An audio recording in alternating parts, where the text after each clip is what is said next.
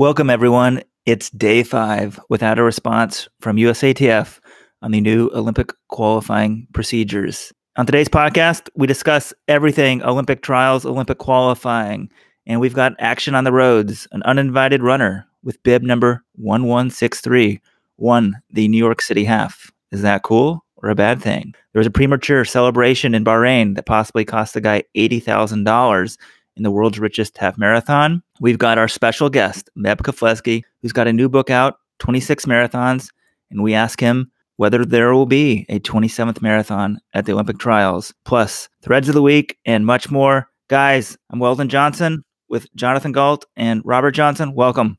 Good to be here. Yeah, good morning, Weldon. Hot topic of discussion all week on Let's Run, or all weekend, has been USATF announcing to us in a statement Friday night that they will put more emphasis on the absolute Olympic qualifying standard to qualify for the trials. And this would severely impact top 3 making the team at the Olympic trials, at least in the distance events.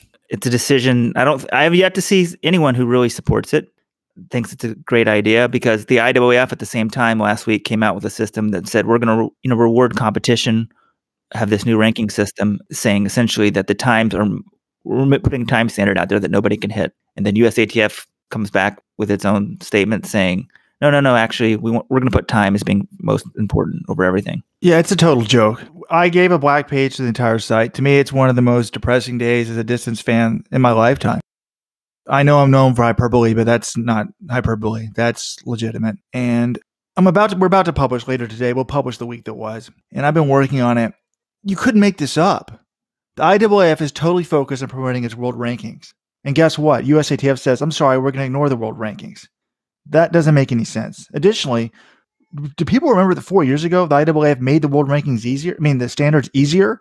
They had to make them easier so more people could go to the Olympics. Now they're making them way harder. This is just like a joke. But if we go back to July, I want to thank Let's Run visitor Patrick Kelly for emailing me this. He found the press release on July 31st when the IAAF announced that they'd be publishing a world rankings. And they said that the sole purpose of qualifying athletes, the only reason why they'd even have standards will be set for the sole purpose of qualifying athletes with exceptional performances unable to qualify through the IAAF world rankings pathway. So basically, the standards are really designed by the IAAF only to exist for people who are coming back from pregnancy or injury, or maybe like a really young superstar, like he's an 18-year-old. But the IAAF USATF just says, no, we don't care. And it's going to ruin the trials and the distances. I mean, it's so ridiculous, guys, right? I mean, Weldon, how many people in New York are like, USATF must have misspoke. This is so stupid. I mean, Scott Simmons said that, right? Yeah, so I'll play the Scott Simmons audio in a second. Sunday morning was the United Airlines New York City Half. I walk into essentially the media room and elite athlete room at the same time, and they have a breakfast spread, and you watch the race to Tavern on the Green, and then you go out and talk to the athletes after they finish. And right off the bat, one of the most prominent agents in the world comes up and said, I didn't bring up the story or anything. He just said, hey, your story on the trials, it's wrong. It's got to be wrong. And I'm like, well, what do you mean it's got to be wrong? We just put out USATF's statement. We sent them detailed questions asking if they were going to put an emphasis on the time standard. And there's no way they misinterpreted what we asked them. And he said, well, that just can't be the case. And then after the race, I talked to Scott Simmons, coach of Paul Chelimo and all the American Distance Project guys. In some ways, this new qualifying system would favor his guys because they're likely to hit the standard. But he's against this as well. He doesn't want anyone who ran fast a year before the trials and then is 10th at the trials going to the Olympics. It's not good for the sport. The Olympic trials is such a beautiful thing in America. There's a whole subculture of running, dreaming, built around it. The belief that, maybe your neighbor can make the team, make the trial. They make the trials first and then they can make the team. It's what inspires a generation here. And Scott was totally against it. And here's audio from Scott, what he said. I'm absolutely sure that was a misstatement from USA Track and Field standpoint. Because first of all, the communications director doesn't make that decision. Max Siegel doesn't make that decision. The committees make that decision. And there's no way when this just happened this week that they met and made a decision. We won't use the rankings. We're just going to go top 3. I think it was a misstatement. It's got to be. I hope so. Yeah. Okay. You need to ask. So that's Scott saying it's got to be a misstatement. Okay, I think it's important here to clarify that there was no misstatement. John, please tell the listening audience how specific your questions were to USATF. And they clearly were saying that if there's 3 people in the trials and one of them finishes 9th with the standard, 3 people standard and one of them finishes 9th, that person will go to the Olympics over the winner if the winner doesn't have a standard. So it was very specific, John's question. There was no misstatement. Now, I think since we have had 5 days of silence, we've emailed them since a few people said, oh, this has to be wrong. No, it's so stupid that you think it would be wrong. Since they haven't responded for 5 days, not even acknowledging John's email. And he's emailed numerous people, very unprofessional. Phone calls too. Text messages. I've tried every form save for carrier pigeon. We think that they may be backtracking. There's a lot of backlash against this. So right now, we want to state for the record here on March 20th, 10:15 a.m. Eastern, that when they change their mind, or if they try to say that we got it wrong, no, we didn't get it wrong. You changed your mind. So we're taking credit for it. Electron Nation, John Weldon, we've all agreed, right? We're taking credit for this. When this gets changed, hopefully. Weldon's assuming it has to get changed. I think these people are so stupid that it doesn't necessarily have to get changed. It'll get changed. No one supports it. No one thinks it's a good idea, and it's totally contrary to what the IAAF wants. And some people don't understand that. I wish I could say who called me this weekend, but my phone on Saturday buzzed, and I was like, it's like Roger Goodell calling you or Nick Saban or something. It's like, wow, I didn't even know I had this person's number in my phone. This is very impressive. And this is a person like Scott. It's not in their interest. Having the standards is in their interest. If you're a superstar coach or superstar athlete and you can run 13:05, hey, you're going to the Olympics. Why even 3 people have the time? You don't even need to bother with the trials. Just jog around at last place and joke around. But this person is totally opposed to it and understands that, again, it's against about what American running is all about. The dream of the Olympic America, everything revolves around getting top 3 at that trials. I really think that some of these bureaucrats are forgetting the running community.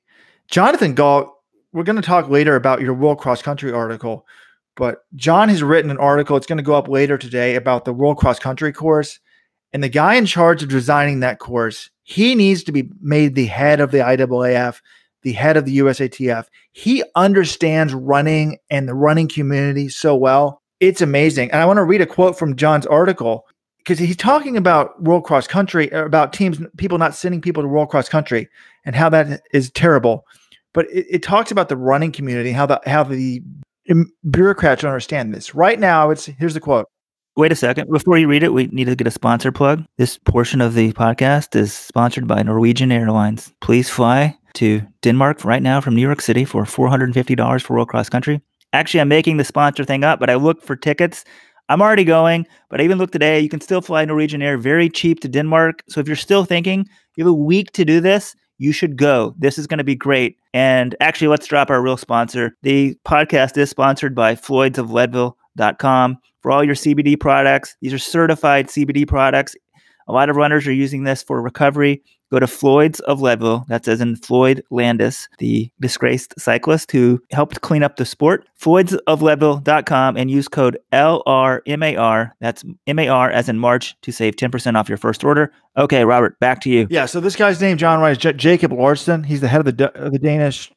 He is the head of the Danish Athletics Federation. This guy's amazing. He understands running so much better than everybody else. Right now, I would say that some federations, I think they're disregarding the importance of the running community. I think they're forgetting the level of interest. He's talking about promoting World Cross Country. If properly handled, this could generate within their running community. This quote applies to the marathon trials. It's especially European countries, I'd say. European countries, they risk being disconnected from the running community if they do not back the running championships, like the cross country, like the half marathon. If they do not send significant teams, but choose only to go if they have a top 20 athlete, I think that's a huge risk to take, in my opinion. That quote, just change it to apply to the Olympic trials and is dead on 100%. If you only worry about the people that run 3:32, the 3 Americans, then, hey, you're killing the dream. You're killing the high school coaches, the college coaches. It's just a complete, utter disaster. But, oh gosh, this guy Larson is so brilliant. This course, John, let's go into the article right now. It is so good. I read it last night. I'm the editor. People don't believe I edit since I have so many misspellings in my own message board posts. But John, hey, I'm a pretty good editor, right? Added in nice few photos and stuff. You do a good job, Robert. Thank you. We need to play the crickets again.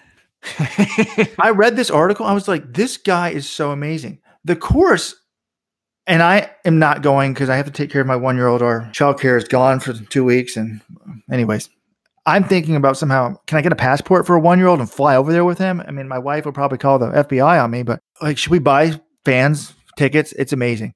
First of all, the thing starts with like a 60-meter hill, 60 meters of elevation. It's not 60 meters of vertical gain. It's 22 meters of vertical gain, which is about 72 feet. 60 feet. Yeah, excuse me. 20 meters of vertical gain in the first 400 feet. So it's very hilly. First 400 meters. Yes. The course, though, is going to have a mud pit, a sand pit, but they're going to run through a beer tent. Also, they're going to have Vikings with like fire that they're going to run to. But then when they run up, the course goes over a museum. They run on top of the roof of a museum, and that's a huge, huge hill.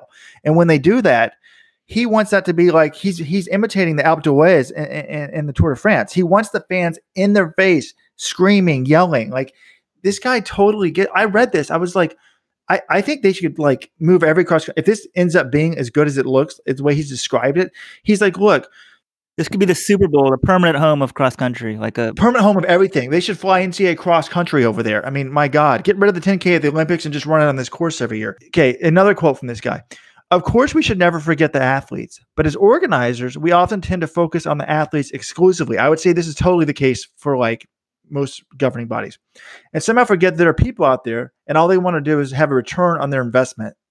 The fans are investing time to go to the venue or watch it on television, and we need to provide a return on investment. That's our job. It's an event. It's a spectacle. The tricky part about cross country is it's a very long event, etc. This guy's even got the crown prince of Denmark running in the event.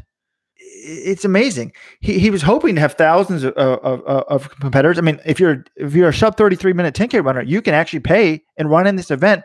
And he's thought about that. The reason why he wants more people is because he's worried about the way it looks for TV at the start. When you only have like 80 athletes, it doesn't look good. He wants, 400 athletes. He's like, not only is he worried about what it looks like for TV, but he's thinking about how does it look in a 15-second Twitter, Facebook post. This guy is so amazing. You must read this article. It'll be up by the time this podcast comes up. Okay. Sub 33-minute guys can enter, and there's supposedly still spots in this field. And earlier this year, we were talking about Edward Cheserek should go over. For the record, right now, Let'sRun.com will pay for Edward Cheserek to go to this race. You got to acknowledge that we're paying for it, but I assume Skechers will pay for you as well. But who else should we try to fly over? Like, hey, Paul Tuimo didn't run U.S. Cross. Maybe Paul would want to give it a shot. Is there anyone out there you can think of? Kipchoge. I want them to say, Kipchoge, just fly him out for the weekend, see what he can do. That'd be awesome, but he's probably getting about $250,000 to run London. Yeah, I mean, just because you run World Cross doesn't mean that you can't run London. We need to level the playing field. Like, Kipchoge's been kicking everyone's ass in the marathon. Let's make it more difficult for him by making him run World Cross as well, and then see if he can still win the London Marathon. We should start it. Maybe we'll put this on Twitter.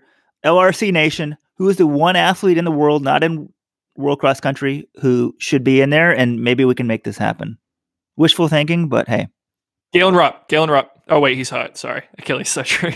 But guys, for years, people always say, how can we make track popular? What can we do to market it? And I'm always like, nothing. We can't. Just be happy that it's really popular in the Olympics every 4 years.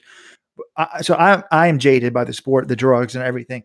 I read this and I had hope. This guy, oh my God, like I was like, I finally read something that makes sense. And he would want to turn this into a huge spectacle with like thousands of competitors, like a marathon.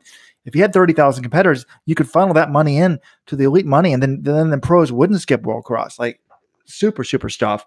So I'm sorry I got sidetracked on that because I wanted to talk about something positive. I haven't been that excited about something in a long time. Instead, we have to talk about how we'll put the article in the show notes. The trials could be done. I mean, let's not get too much hyperbole. The trials won't be done because it won't affect the sprints. It's going to, well, it's just not going to be any fun. Like, but that's the thing. USATF doesn't care really if Kyle Merber goes versus who went and John instead of Kyle Merber making the team. Ben Blankenship. But here's my concern is like, look, it's the Olympic marathon trials. The beauty of the Olympic marathon trials, obviously it's the drama of being top 3 or not. But if you look at almost every person who steps on the starting line, I bet they would admit to you somewhere in the back of their mind, they've run through this scenario. if I catch this break, if the race plays out this way, if this happens, if this guy has a bad day, if it's hot, XYZ, if all that happens, I could be an Olympian. I could make it, you know?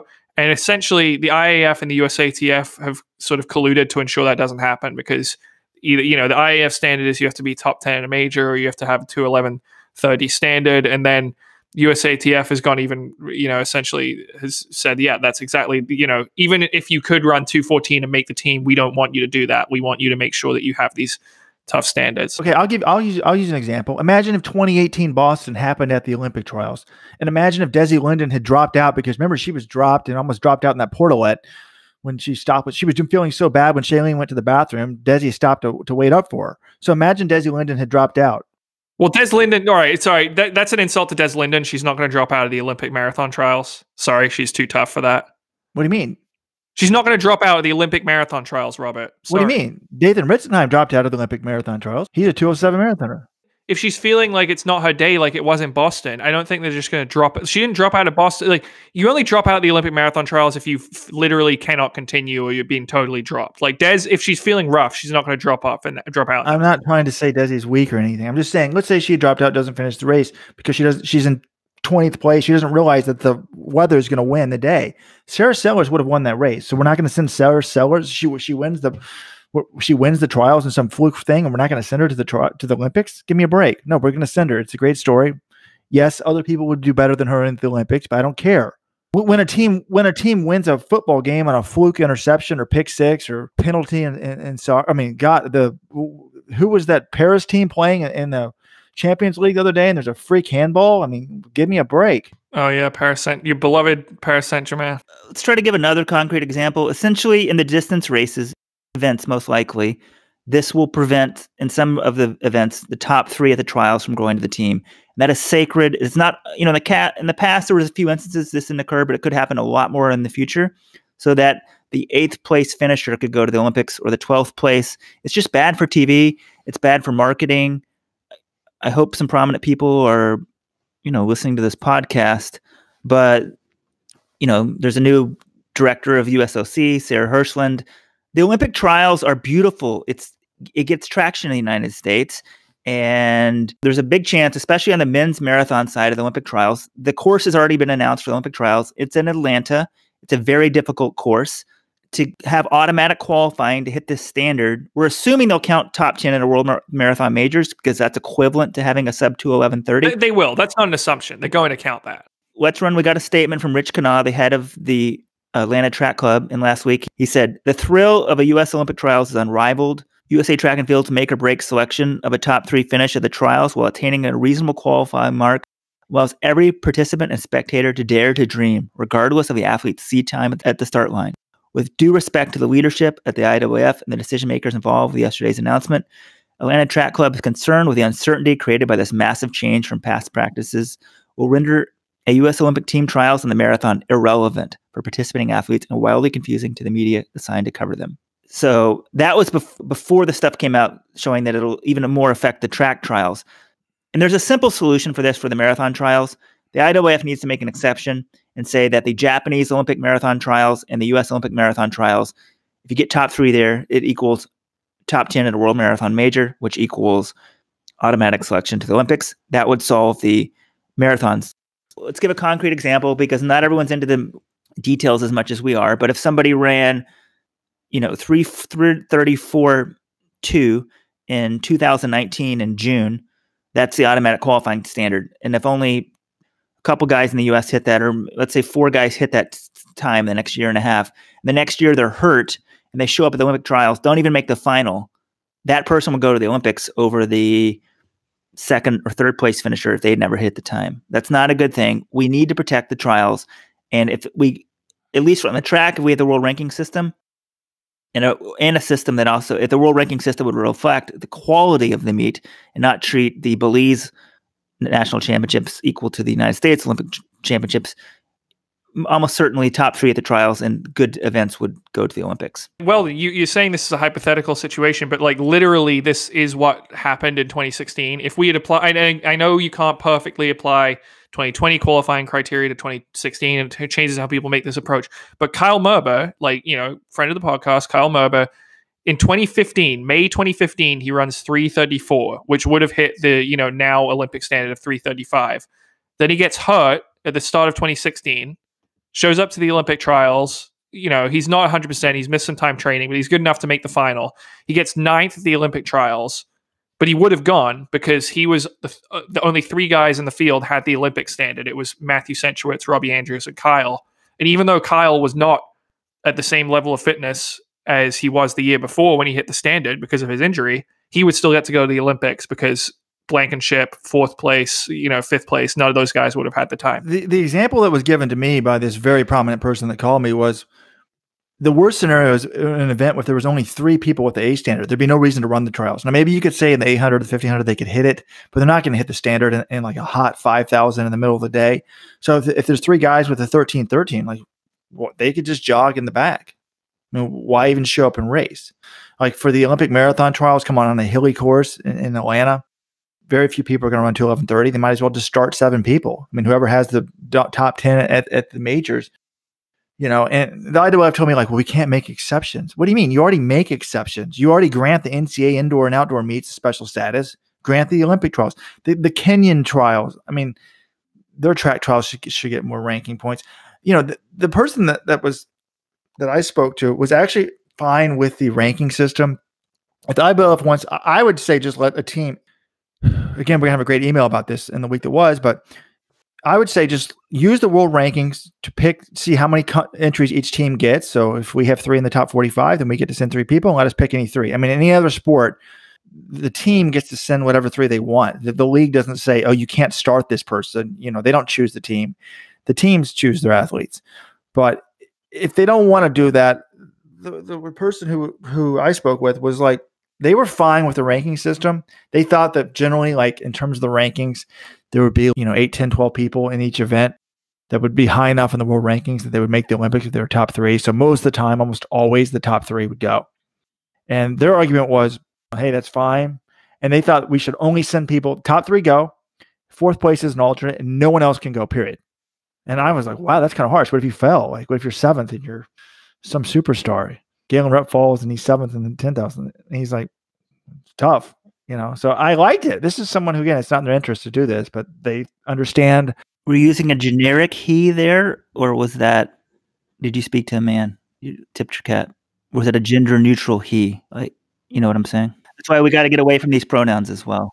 He, she. When you run indoor track as a he and turn to a she, within a few months, it's changed their gender identity. As my email of the week says, someone says, this isn't that complicated. We show up with our team, you show up with yours. We see who wins. We'll see you again in 4 years. I agree. In certain events, it's either gymnastics or figure skating, I think. Each country earns so many qualifying spots, and then they can fill the team how they want. That would be a simple solution. What the USATF is doing, doubling down on the time, is the worst of all situations, because initially the IWF World Rankings came out. People can nitpick it, find some problems with it, but overall the goals of what they're trying to accomplish are a good one. So they could be fine-tuned, reward the US trials better. But then with USATF coming back and saying, oh, hey, by the way, we're going to ignore that and go with time, it's really bad for the sport. Instead of just bitching, we need to, because prominent people listen to this podcast, come up with simple solutions. And USATF, it's simple, at least honor the world rankings. Also petition to get the U.S. trials ranked with more ranking points. Particularly the marathon trials. And for the marathon trials, get a blanket waiver. Top 3 at the U.S. Olympic Marathon Trials is equal to a top 10 in the World Marathon Majors. That is very simple. That can easily be done. And there'll be much less complaints. The sanctity of the trials will be protected. There's no way the U.S. will not be sending 3 people in both events. Right. So nobody's going to compare. They're worried about the rest of the world complaining about the U.S. getting an exception in Japan. That's why I say add Japan. But they're not getting an exception. We're sending 3 anyway, so no one's going to care. Yeah, I mean, look at the results of the 2016 Olympics. The 3rd places at the U.S. trials, Jared Ward and Shalane Flanagan, got 6th and 7th in the Olympic marathon. It's not like we're going to be sending a joke at the 3rd spot. And while we're talking about simple solutions, we need to move on and talk about other things so we don't take this podcast too long. I have come up with a simple solution for the Diamond League 3000 controversy.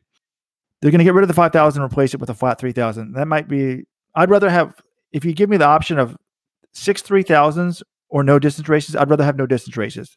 is Weldon said to me, why would you add a non-Olympic event to the Diamond League when you're trying to save time and cut events? It doesn't make any sense. So you bring back the 5,000, and if you have the 5,000 the steeplechase, there's 4 distance events, counting men and women, 2 of each gender.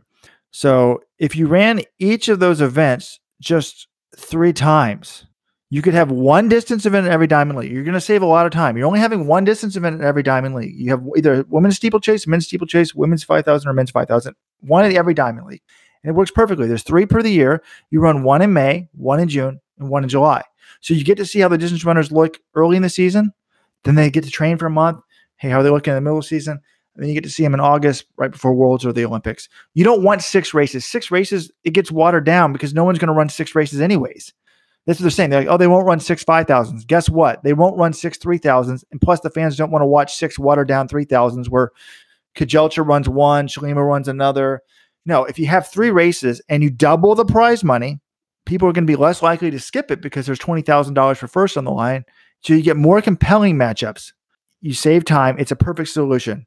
So yes, it's 4 times per season plus the Diamond League final and the World and Olympic final. Robert, you've fixed the Diamond League. This is a brilliant solution, and I think it fits right. I mean, you know who's going to be very happy and right on board with you is Jerry Schumacher, because that's basically how he has his guys race. Like Evan Jager essentially only does a few races in the Diamond League every year. They try to go hard for these ones, and they make it, they come into like Monaco or Prix, and they're ready to run fast and go for it. I think it works for them. Not that I'm just saying we should cater the Diamond League to the Bowerman Track Club, but I think you're going to have people on board with this, with not wanting to overrace their guys. And the Ethiopians and Kenyans, the ones who are more dependent on prize money for their income, that sort of thing, they still get the opportunity to get big prize money. It's just, spread across fewer events. It's going to be the same amount of prize money in effect. Right. I guess from talking to some of the Diamond League communications people, the idea is they want to have like standard events. So maybe 6 3,000s, but distance fans don't want 6 3,000s in the Diamond League. That's too many. So, 3 might be fine, like you said, maybe 4. And people don't want to see the same matchups all the time at every meet. So, at least in the distances. So they could mix it up. I think that is a good solution. I've yet to find anyone who likes the 3K more than the 5K. I spoke to Paul Tulimo. His half marathon debut was in New York. He's against the changes. He's against getting rid of the 3K. He's against the new Olympic qualifying thing, even though the Olympic qualifying thing would benefit him. Real quick, I think last thing on the Olympic qualifying, and then let's talk about the action, and we can get to the Meb interview, is what the trials represent and the dream and that sort of stuff. Des Linden had some great comments on that in New York City after her half marathon, and she talked about how if these type of standards had been in place back in the day, she may not even be here right now as Des Linden Boston Marathon champion. So here's that. Athletes, obviously for our trials, it takes a lot of excitement out of it. For me personally, it doesn't change my day. I gotta hit a time. I want to be top 10 in majors, and I want to finish top 3. So I look at it like that. But I've been on both sides of it. In 2008, I thought I had an outside shot to make the team. Thought I could finish in the top 3, and thought I could run 2:32. And that's what it took to make the team at the time. And if that hadn't been on the table, maybe I go a different direction in my career. So I absolutely get both sides of it. It's a lot to consider. So there's Des saying, she might have gone in a different direction in her career if these standards had been in place back in the day. And we're not against, high standards and encouraging people to be the best, but if you can have a trial system that rewards top 3 on any day making the team, it's a beautiful thing in America. It's cutthroat, and the running community loves it. The athletes, even if it may not benefit them, love it. It's what America is about, represents. The exception could be, okay, if you have an Olympic trials where you spend more than $500,000 on the event and you're going to send 3, you can send whatever 3 you want. I mean, come on, people. So now Bahrain's going to spend $1 million to put on Olympic trials, and they'll send a full team. Speaking of Bahrain, nice transition, John. We had the Bahraini half night marathon this weekend, and there was a little bit of controversy there. It was the world's richest half marathon in terms of first place prize, $100,000 to the winner. This was a new race, very cool, but we didn't know about it until 3 days in advance. But they had great fields, and it's 3 days. How about like 24 hours? Hey, but guys going for $100,000, and who wants to explain what happened? I think Weldon just said the Bahrain half night marathon, right? It's called the Bahrain Night Half Marathon, but by saying half night marathon, like nightmare, like it was a half nightmare. So basically, Jamal Yimmer it was a sprint finish with $100,000 for first, and second place was $25,000. And Yimmer thought that he was about 50 meters from the finish, but there were some balloons. He thought he won. He started celebrating, and meanwhile, he didn't win because Abadi Haddis kept running and actually won the race. I feel so bad for the guy. I mean, you could tell. You just look at him. He had his hands on his head in frustration. Jamal Yimmer. I mean, he cost himself $75,000. That was the difference between first and second. And he knew he was in really good shape. You know, then the similar thing happened to him in the Houston half earlier this year, where he sort of kept following the lead truck as they were coming towards the finish line. And then the lead truck pulled off the course because they don't go all the way to the line. And he followed it for a little bit and he lost some momentum, and then he got passed in that race. So he ended up second in both of those races. So I do feel really bad for the guy. But it was, I mean, the fact that the finish was a little bit farcical was maybe in line with the entire event, because with this much prize money on the line, I know it was their first edition, but you would think that they would have procedures in place so that you don't have runners having to dodge vehicles in the final miles of the race. Some of these sub-elite athletes are just finishing at the same time as the elite men, because I think there was like a 6K course or a 6-mile course that you had, hobby joggers just trotting across the finish line while the elite men are duking it out for the win and $100,000. I mean, it just looked crazy. I don't think we could quite believe what was going on. And yeah, it was just not very professionally run. The broadcast, oh my God, the broadcast. I mean, they did have, I'll give them this. They had a free online stream that you could watch, which is more than you can say for, some road races. But the stream, it picked up, essentially the first half of the race was just dance music playing. No commentary whatsoever, just dance music and a very choppy feed of the race. Then halfway through, an Irishman comes on and he starts commentating, but it's clear he doesn't have any split information because that is exactly how it sounded, Weldon. Yep. This is it now. They're coming up the last few 100 meters there, just coming up to the gate of the Sofitel, and it looks like it's an all-out sprint for first and second. $100,000 at stake here, but one of these men to take that. And we got to stop that. That's so painful to listen to.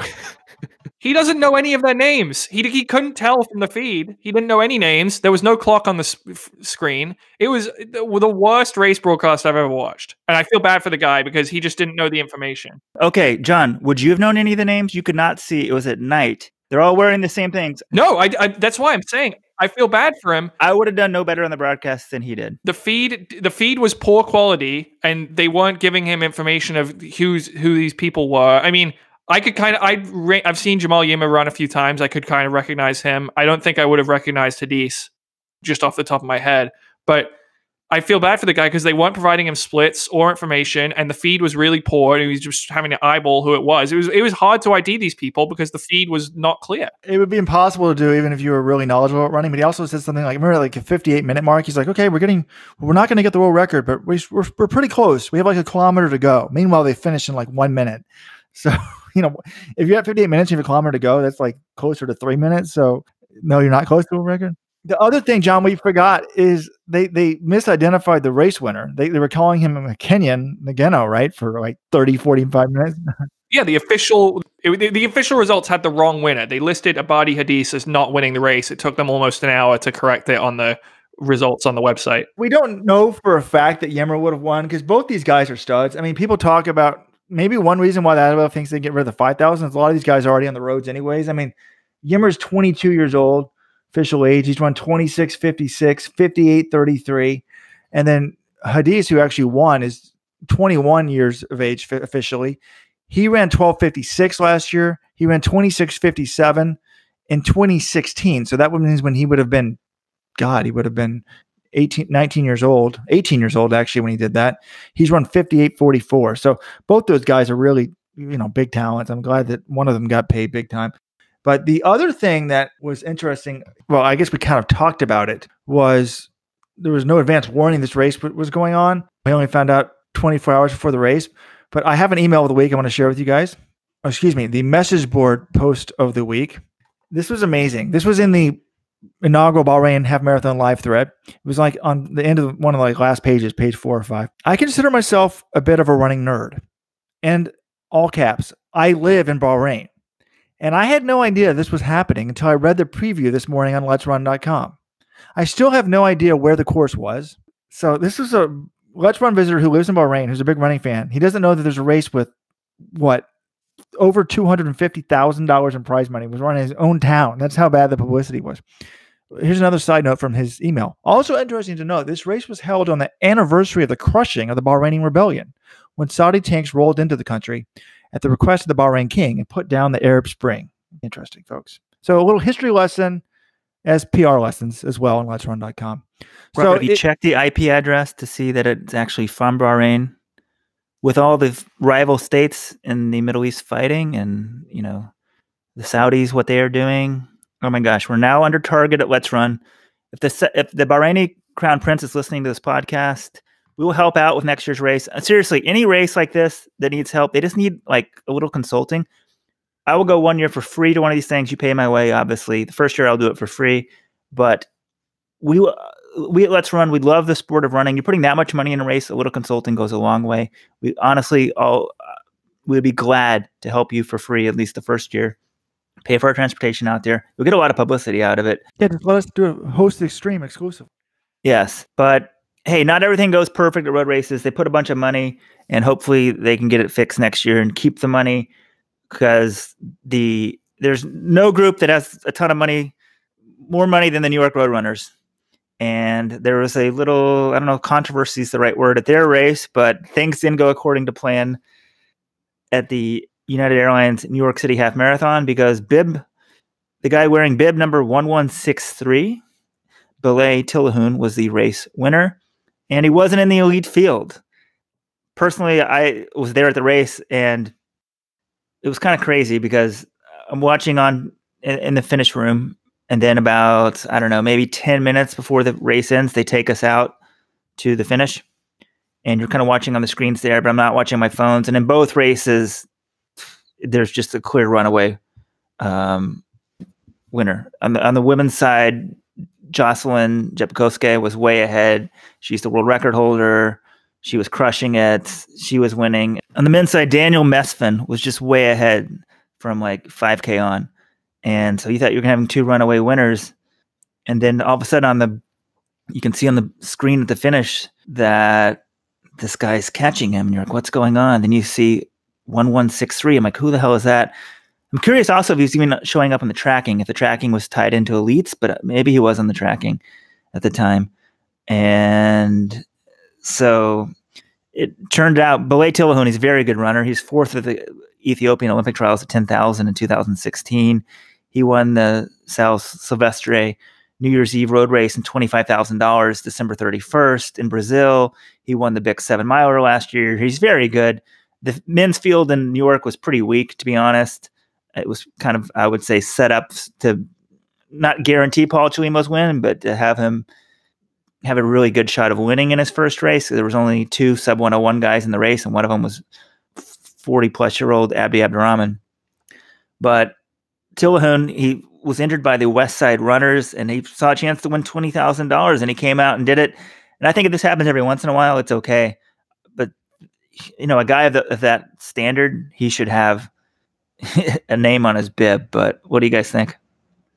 I think it's interesting. I think, like you said, once in a while, I think it's cool. One of the best things about our sport is that the athletes just decide on the race. Like anyone could have signed up for this race, and anyone theoretically could have won if you're good enough. If you're good enough, you can go out and compete with them. And what other sport? You can't go and play the Masters alongside Tiger Woods. You can't go on play the Super Bowl with Tom Brady, but you can run the New York City Half Marathon, and you can run some of these other marathons. And I think we'll get to the Boston decision about their start line in a minute, but I think it's one of the cool things about this race. That said, he should have been in the elite field. And I talked to Chris Weiler, who is in charge of the elite fields in New York with the New York Roadrunners, and he said that they get the West Side Runners entering their races. This is not uncommon. They've had it in other events that they do, And when they're looking at who to pull into the elite field, they will run through the entries and decide, make a decision whether it makes sense to pull someone up or not. He said there are multiple things that go into that. It's if they feel comfortable with the athlete, if they know who it is, if they know who the management is, if they know what their race is, how they've been running recently, what their results are. And I think the reason he provided to me was that they looked through his results and they didn't know that much about him, and they decided they weren't going to do it. He said, I have no reason to believe, and I can tell you 100% the reason he wasn't in the pro field, it wasn't because we had any questions about him, in terms of whether he was dirty or, on drugs or anything like that. But it was because they didn't really have a feel at all. They just didn't know him. That was their explanation. I think, personally, if you look at the guy's results, if he wins the South Sylvester road race and if he wins the Big 7, that to me last year, that's enough to pull him up. That's just my take on it. But that was the explanation given to me about why he wasn't starting with the elites. I mean, how hard is it to get a subscription to Telestopsia and see the guy's fourth in the Ethiopian Olympic trials? Therefore, by default, he's going to beat almost all of the Americans as he did. But, I think it's interesting, Joy. I like it. I mean, I think the New York Road Runners, actually, one of the reasons why the races are popular is they kind of choreograph their races. They're kind of like the Olympics. They don't want to have 10 Kenyans in the event, 10 Ethiopians. So they try to put Americans because people are familiar and there's a story behind them that the fans know, whereas they don't know who these random people are. But I like it. If you water down the field too much, someone's going to show up and win it, assuming that they can buy an entry fee or get into the field and start near them. Now, with the women's only starts, it's not possible because if you're not in the lead field, you don't win it. And we've got some news from Boston, which I don't really like. Yeah, and before we hit on that, I just want to clarify, it's not that they didn't know his result. They knew he had run fast in the past. They had looked at his results, but the way Chris Weiler explained it is it's an invitational race. They like having control of their field, and they like having a connection and knowing who their athletes are and that sort of thing. And I think the fact that they didn't have that pre-existing connection, they didn't know him very well personally, that was the reason more than, they didn't know that he got fourth in the Olympic trials, because they did. But anyway, let's go to Boston here. I shouldn't complain about it. I mean, you can't just show up in the NFL. You got to be on the team. So right. But Boston now has come out. When did y'all see this? I haven't even heard this until we get ready for the podcast. Boston now is going to start. They've always, all these races want to give the women, in case you guys didn't realize, or guys and gals didn't realize, despite what's happening in the Connecticut high schools right now, men are faster than women on average. So to give women more TV time, they start them ahead of the men at these elite races. So, marathon, they might start close to 30 minutes ahead. To me, I wish it was more. I think the one elite race should finish when the other one's near halfway. But anyways, the women get a head start. So if you're not in the elite women's field, you couldn't really win the race. Now, it would be a problem. What if someone who started in the mass race ran a faster time than the women's winner? That would be a PR nightmare. But I think they say you have to start in the elite race to win the prize money. With the men, it's been with the mass starts, it wouldn't matter. Anyone who ran the fastest would win the race. Except, I guess, a few years ago, right? Didn't Wesley Career, the Chicago men had an elite start that was ahead of the mass field, right, John? Because Wesley Career, remember that? He was like top 5, and they didn't know what to do. I don't remember that specifically. Yeah. So, but Boston now apparently is going to start the elite men 2 minutes ahead of the mass start. I don't like this at all. Boston's known for having like random Dartmouth grads leading for like the first few miles. Like, I like everyone in the field, all 20, 30,000 having a chance to win the race. I know they're not going to win the race, but that's one of the reasons why it bothers me when I watch the wheelchair races getting so much time on the television broadcast. I love, the Paralympians, they're inspiring. I'm inspired by them. I love them, but there was 56 wheelchair racers at the 2018 New York City Marathon. There's like 56,000 runners in the main field. So which is harder to win? It's a lot harder to win an actual marathon because there's millions of people that run in the U.S. There aren't that many people in the world. There aren't millions of people that are doing wheelchairs. So I know that the average hobby jogger isn't going to win the race, but theoretically they could. So I don't like why do you need to start the elite men 2 minutes before everybody else? That's just stupid. Yeah, I don't think it makes sense. I think I guess it covers their asses so that they don't want to repeat of a situation in Boston last year where they had some women who weren't part of the elite field clamoring that they deserved the prize money because they finished in the top 10, even though they didn't start right with the elite women because their time was good enough. I think they saw they got negative PR from that, even though I wouldn't have blamed them for not paying these women out, but they got negative PR for it. They did pay the women out. I think they don't want the same thing happening in the men. They want to make it very clear. If you don't start with the elite field, you can't get prize money. They're still going to have the problem. It's going to be worse for the men, actually, because now you're going to have the problem times two. So if some man who doesn't start in the elite field runs faster, you're still going to have the same PR problem.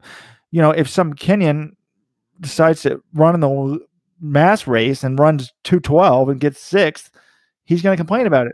So I think you're making the problem. I know they can say the rule is still going to be a PR nightmare. It's not going to work well. But now they can say the rule applies equally to each gender, because in the past, the elite men started with everyone else in the men's field. So you could say they all start at the same time. So we can pay out a man who finishes in the top 10 who wasn't part of the elite field, but we can't pay out the women because the women have a separate start.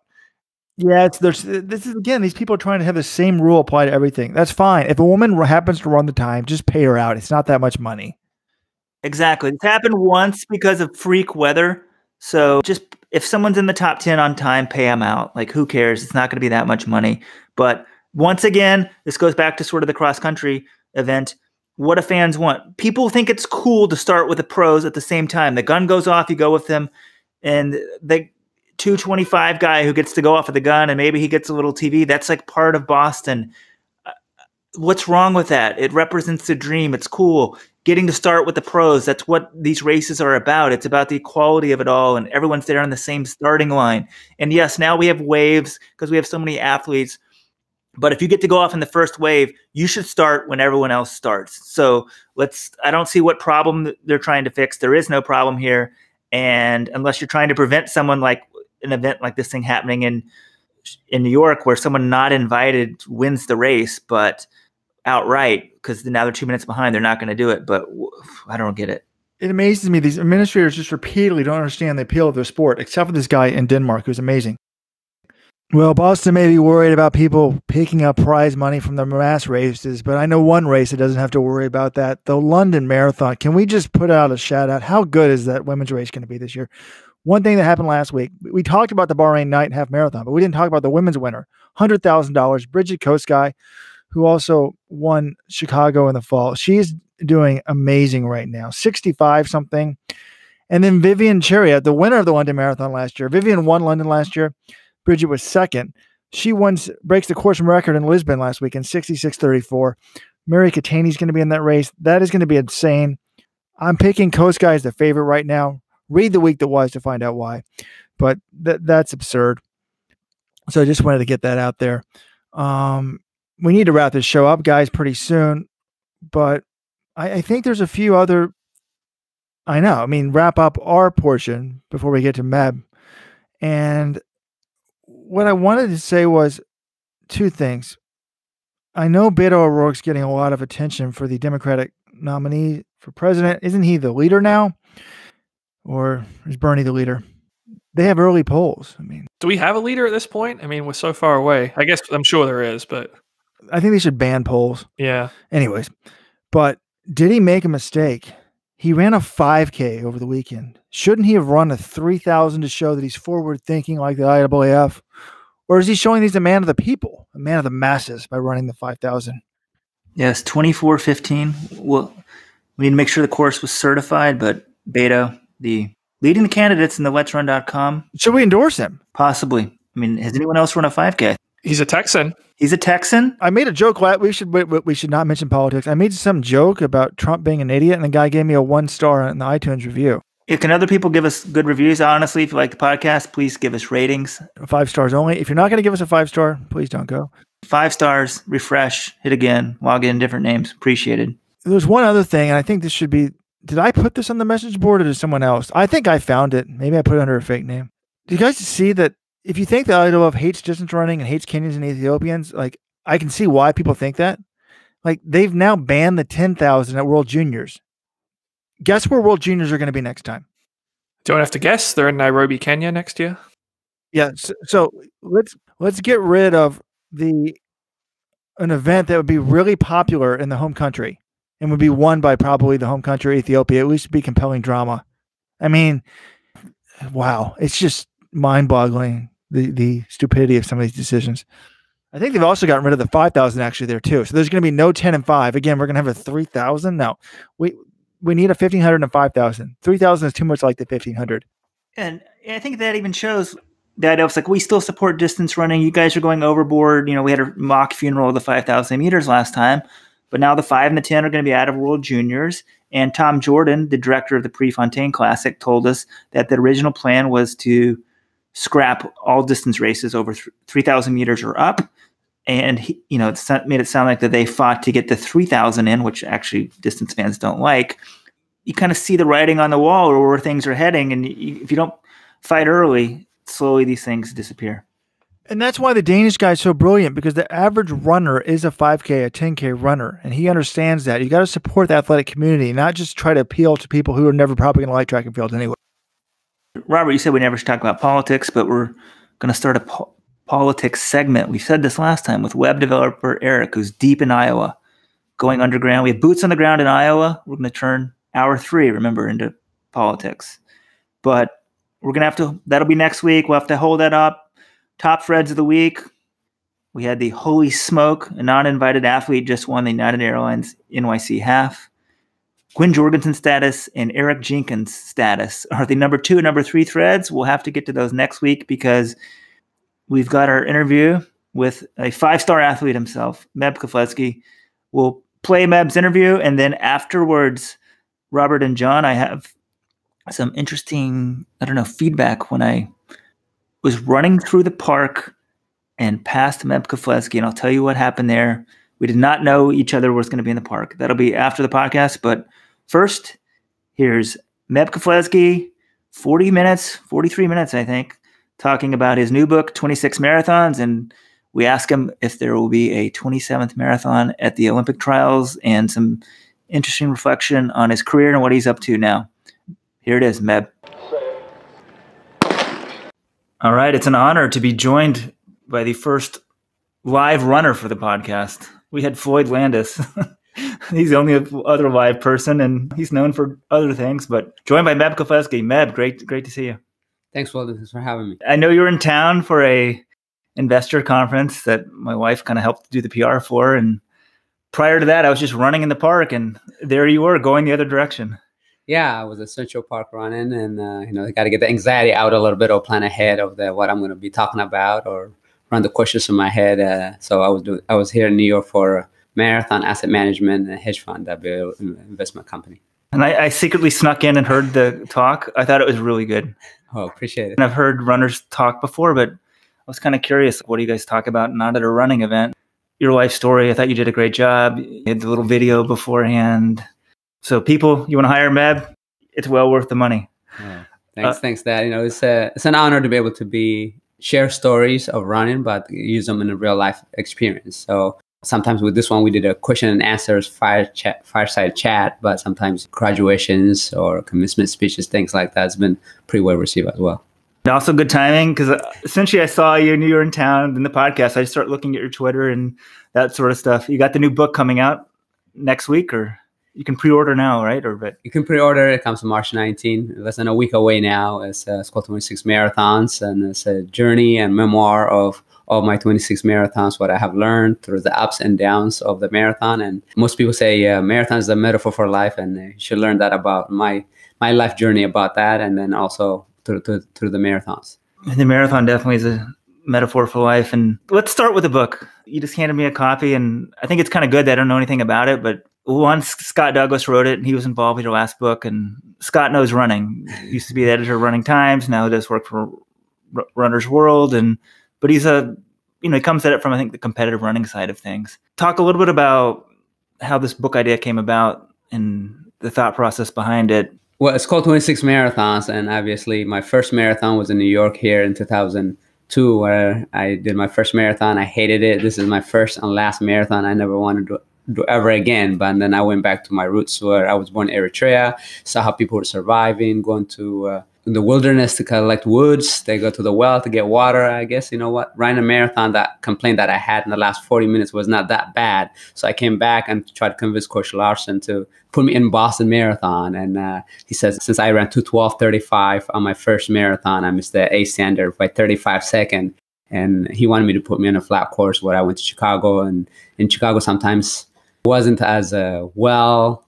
I didn't go for the win. I always try to go for the win and see what happens. But at that race, I just went for the time. And I fell in love with it because I didn't hit the wall. And but the marathon, the story of the book is just the lessons. Sometimes going to the Olympic trials, under promise, over deliver.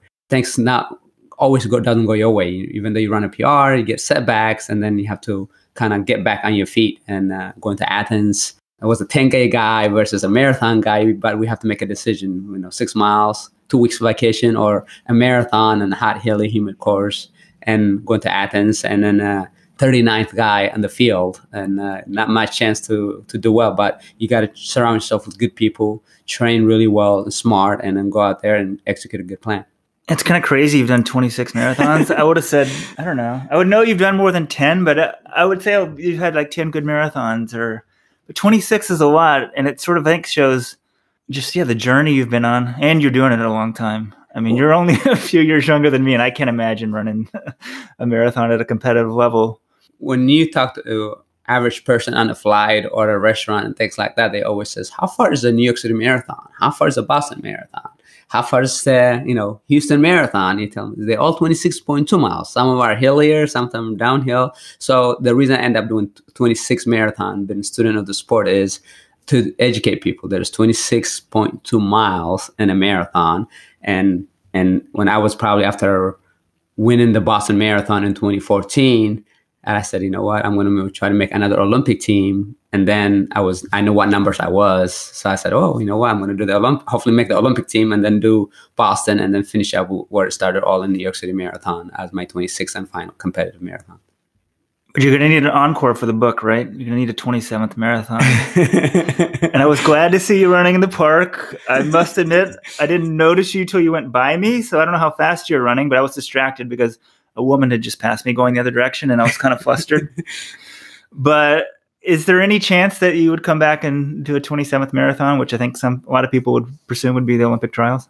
There's always been on the back burner, to be honest, just because sometimes you run a lot, and I love running. I have passion for running, and but also you're supposed to follow your passion, what you're supposed to do more, and then you have more time. So I've been, usually sometimes I drop out the kids off at school and go for a run. So at one point I was running 60, 70 miles a week, 6 days a week. But recently I have not been running as much. But it's always interesting to think about it, because now it's less than a year away. But I'm completely happy with my career sometimes, but it's in the back of the head as a burner. You think, should I not? But as of right now, no. So there's a slim chance. You're saying there's a chance? One of my favorite movie, Dumb and Dumber, Jim Carrey says, "So you tell me there's a chance, even 1 in a million, right?" I think we gave you like a 1 in 50,000 shot of winning Boston. So I think the odds of you coming back are higher. So, right? I think the odds are pretty big.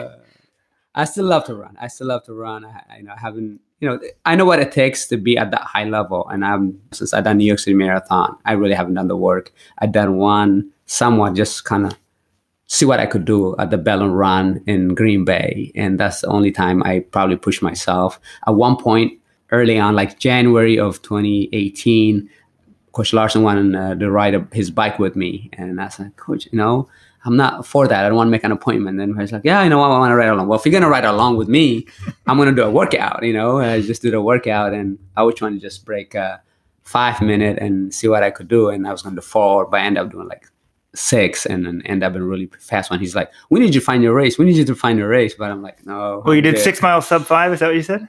I started at 4:52 and then end up in 4:36 on the road. What? Yeah. In January of 2018? 2018. Oh, it's been a year. It's been a year. Because I remember seeing Holly at maybe last year in Houston. And there had been some talk of you maybe doing that race, right? There was a talk about that. Because, I don't marathons, they're tough. They can't walk the next day, can't walk for a week. So I was done. So I thought about doing shorter races like a 10K or a half marathon. So, New York did not go the way I wanted to go as 2017. Right. So I was thinking, maybe I should jump in the half marathon for fun and see. But then, I got sick or something. It didn't happen. I forget that New York was, 15 months ago. I was wondering, because Meb's last marathon 3 months ago or 15 months ago. But 15 months ago. So when's the last time you ran a sub 5-minute mile? Last time I ran sub 5-minute mile was at the Bellin Run, I guess in June. What'd you do there? I think I haven't done any workout tempo, the intervals. I just jumped in the run, and I ran 31:06 or 31:08. It was pretty consistent. And my good friend Jared Ward was there, and he says, What? I thought you retired. But that was the last time I ran. I didn't remember the last time I did sub 6, so it's been a while. Yeah, I'm surprised guys on Let's Run weren't critiquing the run. I didn't even know about it. Yeah.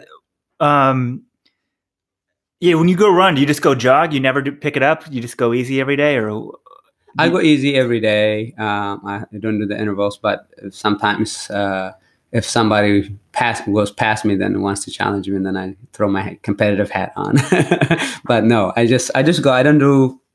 Sometimes I start really slow. I start even sometimes 8-minute, 8:20 pace, and then go down to 7:30s, and then eventually by the end of the run, I'll probably run 6:30s, 6:20s, but nothing.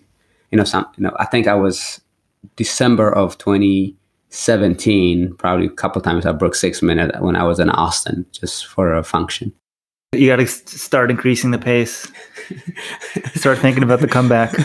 Everybody loves the comeback. All sports. Everybody's been saying about that. The comeback is universal. Yeah, it is universal, but you got to know your limits. We'll have we'll raise money. We'll have a charity cause or a college fund for your kids. Something. We'll crowdsource it.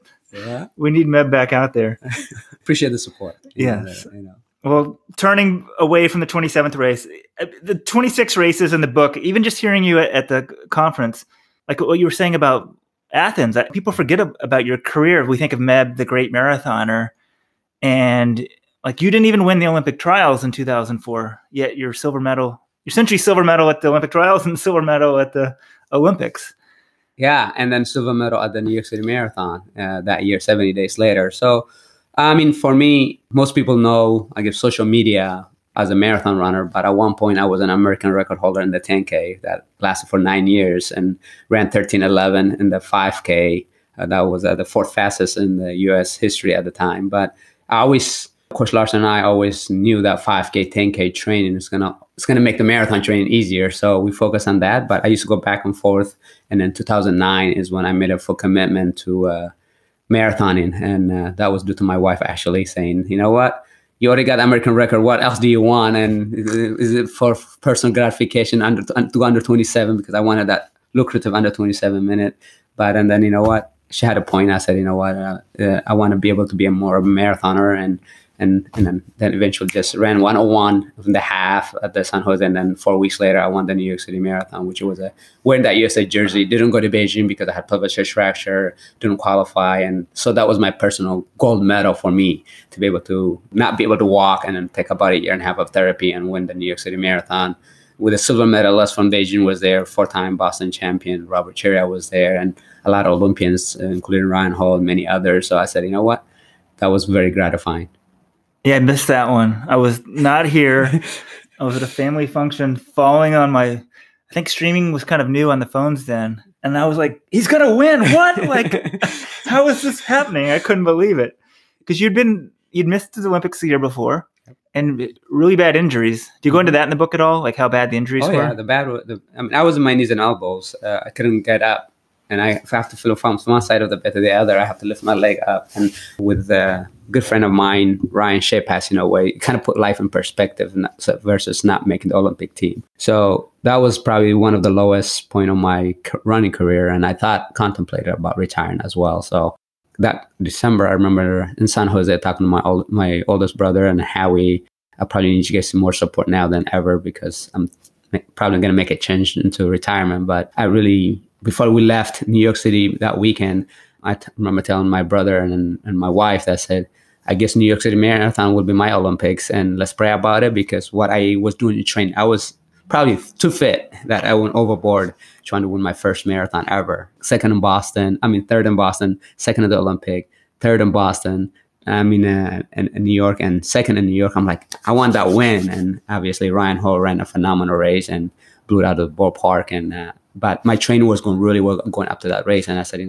there's still more in the tank that I really wanted to do. And watching the Beijing Olympics, I was devastated watching my living room. And I tell my wife, gold. Sammy ran phenomenal. There's no way I can the Kenyan. It was hot. It was hot. He ran phenomenal. But I told her I think I could have contended for silver and bronze. Bronze for sure. I think I would have thought I would get another bronze medal, but the silver would have been very possible as well. But so in 2009, I was revenge time almost. The competitive me. I want to beat as many Olympians as I can, whether it was cross country, on the road, or on the marathon.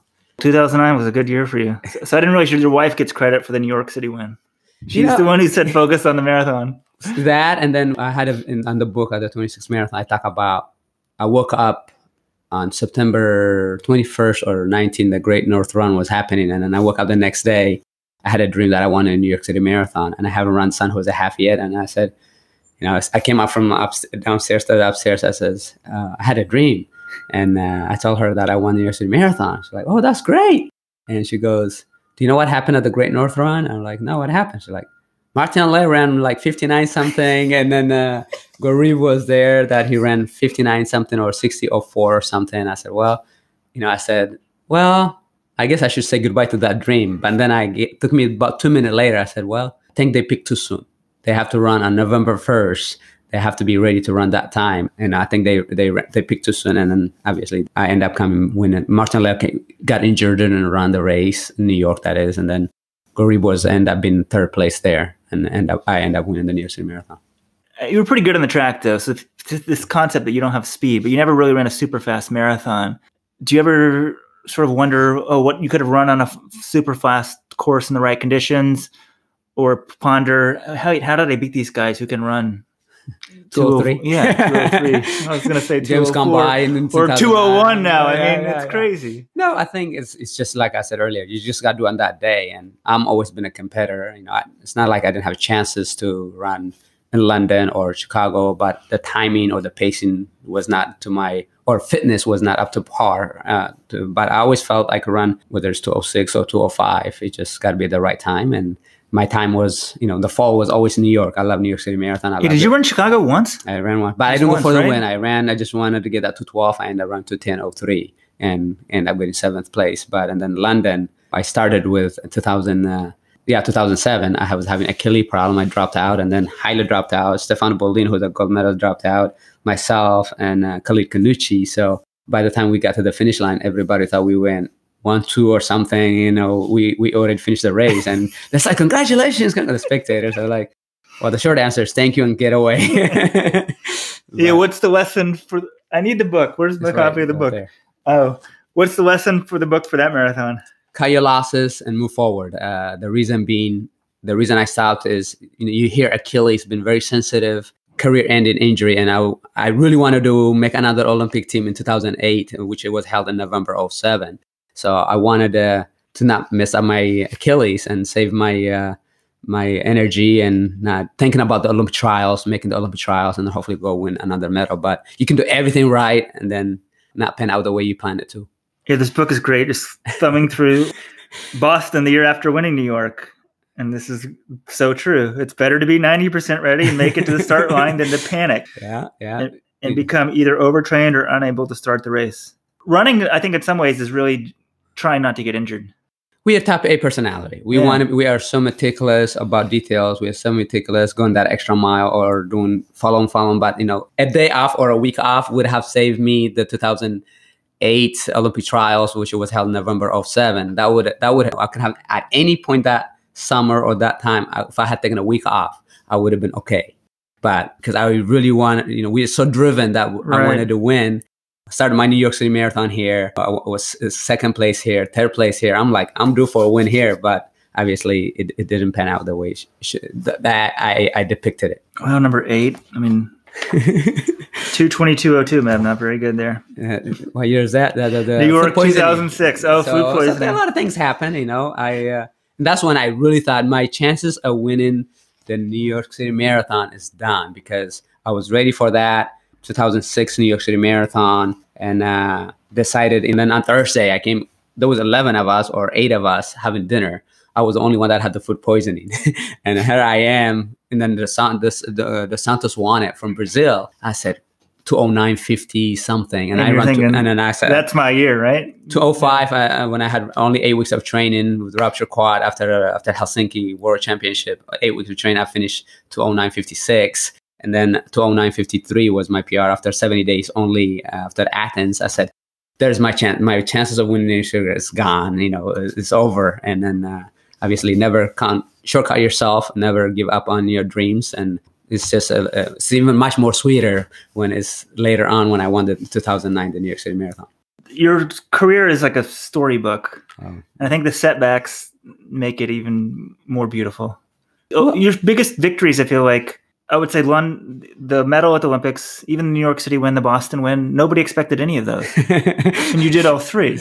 You're the only person to do that: medal and win Boston. And New York. I'm a student of the sport. I always said, okay, who medaled? And then from Frank Shorter, did he win New York? Did he win Boston? And Boston, Bill Rogers won Boston. I wanted to be like him, win Boston, and then obviously Alberto won New York, and he did that. And then at one point, I said, who else has done those? There was one guy that did both, medal in New York, and then I'm like, well, how about Boston? That's a personal challenge that you have. And I talk a lot about running in the marathon, but my Run to Overcome book is all about overcoming obstacles from poverty in Eritrea, where I ate dirt to survive. I remember just eating dirt. Something in my brain told me to eat dirt, just like something in my brain told me in Boston Marathon, mile 5, go for it.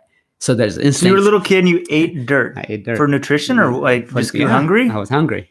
I had a really bloated stomach. I don't know the name of it, but I was a kid in the area. I was known the guy that with a bloated stomach. I was because malnutrition. To overcome from that and to be able to, my journey, my dad's walk from 225 miles from Eritrea to Sudan, not knowing if he ever going to see his family, leaving behind a wife and 6 kids, not sleeping on the tree because the hyenas or snakes or scorpion going to bite you. So sleeping on a tree like this, Cros on a branch.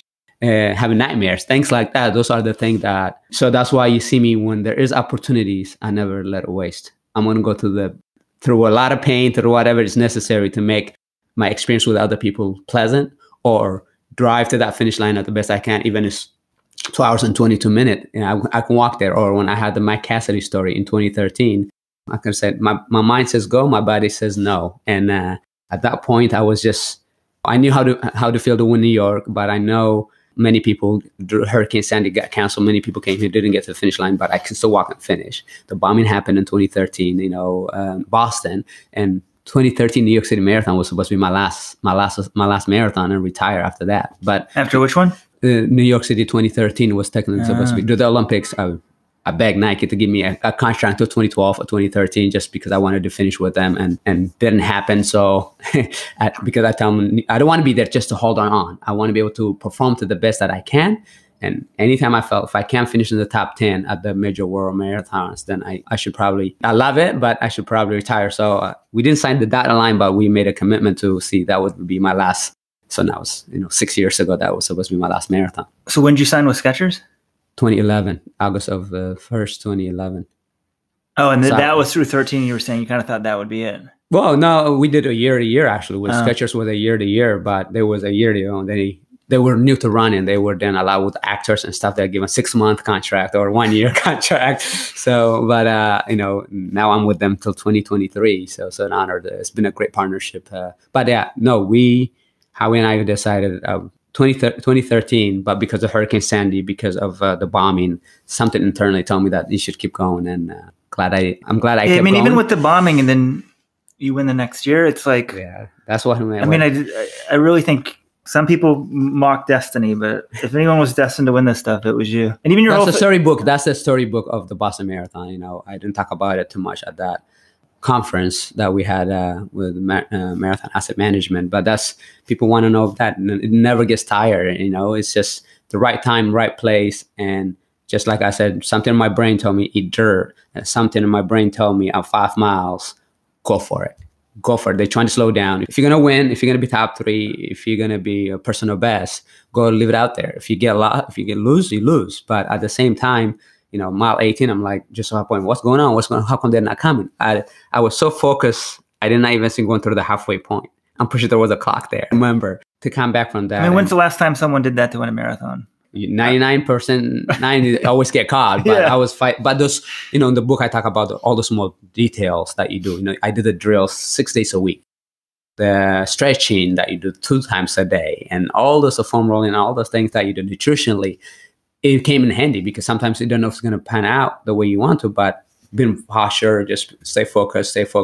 And the crowd, people are chanting USA, USA, doing the wave. And I even got emotional. I'm like, USA, USA. And I'm concentrating on the race. Great character there for you, Meb. You're composed. Yeah. And then obviously, 36,000 other people were trying to do something positive on Boston Street, show their resilience and persistence so that we're not going to give up. And I was just a fortunate one to be able to be in the lead. And, it's the grace of God that I was able to pull that victory, and I had the victims' names on I wanted to have a picture I'm under my bib and pull it out at the end, but I wrote their names. As an elite athlete, you're not supposed to write anything on your bib, but I wrote a Sharpie, and it went viral when I wrote the victim's name there. Yeah, if somebody made a Hollywood movie on this, they wouldn't believe it, right? Producer. All right. You're in New York. Between New York and LA, I think you've got it down. Yeah. You talked about possibly retiring. That was after the trials in 2007 or before? Yeah. So I was in 2008, that was a big milestone. And I mean, my body gave up on me, literally. I mean, I didn't realize I had pelvic fracture until 10 weeks later. Dr. Lewis Meher. After the race. Yeah, because Ryan Shea passed away. And, I just kind of put my life in perspective. You know what? An injury is an injury. Or I saw a doctor here. He says, well, you know how hard Central Park is. And then they said, you have gluteus medius injury or spasm on it. It's not, but I'm going like this, I'm lifting my leg up to turn in bed and pain. And then, you know what? I'm happy with the silver medal. I'm happy with the American record.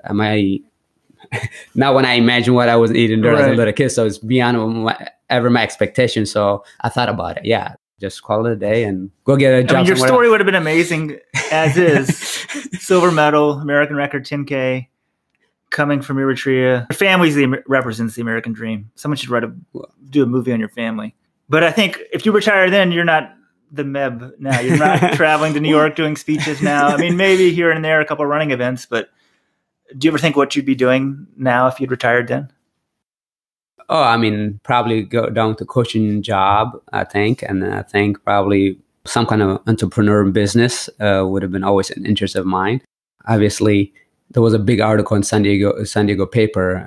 Bryce Miller, who went to Eritrea, he asked me that question. What would your life been imagined if you were in Eritrea? I said, 1, would I be alive from the war? 2, I've probably been a farmer and have cattle.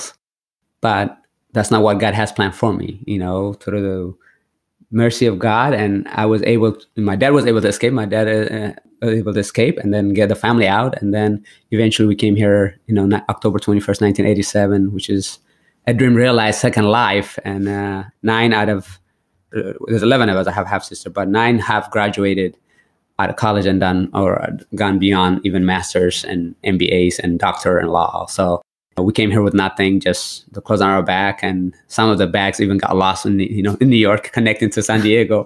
But parents woke us up about 4:30 in the morning to learn English through the dictionary. So before going 7:30 o'clock class, and my brother, when he got that trophy, the 9th grade, imagine yourself going to a different country, not speaking the language, or didn't have education background, and placed in 9th grade. You're saying this at the comments. Your older brother won top student? Most outstanding student at Roosevelt Junior High. In his first year here? In the first year here. Not knowing English? Yeah.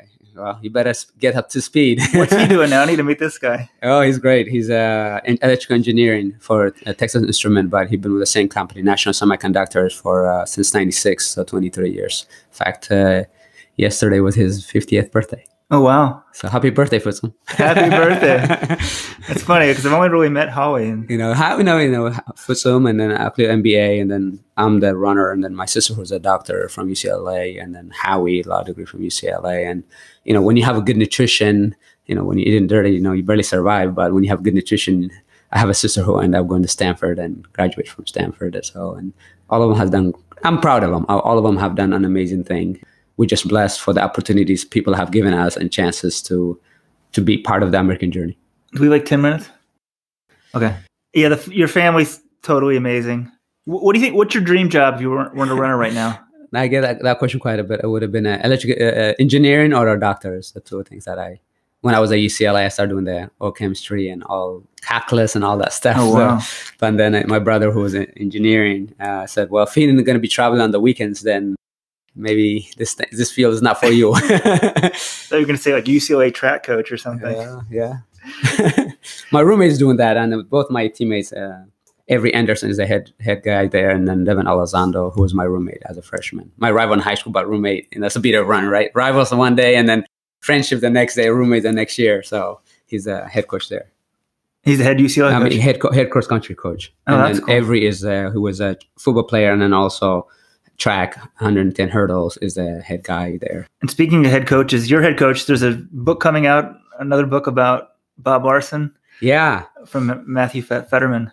Yeah, so it's coming up in June, I believe. And then, Coach Larson has been more than a father figure for me, more than a coach. So his all days with the Humble Toads is what the story is about. And, his journey. He also has very humble beginning in Minnesota, where grew up probably without electricity and water. So that's kind of the bonding moment that we had. But he told you that? You believed him? Come on, this is America, man. Everybody's lived on a farm. He had farm. So he had cows. He was ahead of you. Yeah. You take your kids back to Eritrea, right? Yeah, they've been back. We were thinking of going this summer, but I'm not sure 100% of that. But we were there for 2 months in 2017. We took the oldest one in 2007, right after London. I DNF and then ended up going to Eritrea. She was too young, but then my wife and I wanted to show them the roots of where they were from, where their parents are from. Kind of show them, don't take things for granted. Like I said earlier, when opportunity comes, you got to seize them the moment. And then for them, they get everything and anything here in the U.S. We try not to spoil them. Don't spoil them, Meb, please. Not spoil them, but try to provide the best opportunity for them. But seeing their cousins, a relative, and in the villages is hopefully will trigger something for them to be a good people. And speaking of birthdays, I saw on Twitter, one of them's a teenager now. Yeah, I have a teenager. Sarah just turned 13, and then Fiora will be 11 here in a couple of weeks, and then a 9-year-old. Wow. Yeah. What's your number one parenting tip for people out there? Just what you just said. Don't spoil them. I really think both my parents and my dad and Jordan's dad. That's what he says. Provide things for kids, but don't ever spoil them, because if you spoil them, then they feel entitlement. The whole parenting thing, I think, is getting crazy here. Did you hear about this cheating scandal yesterday?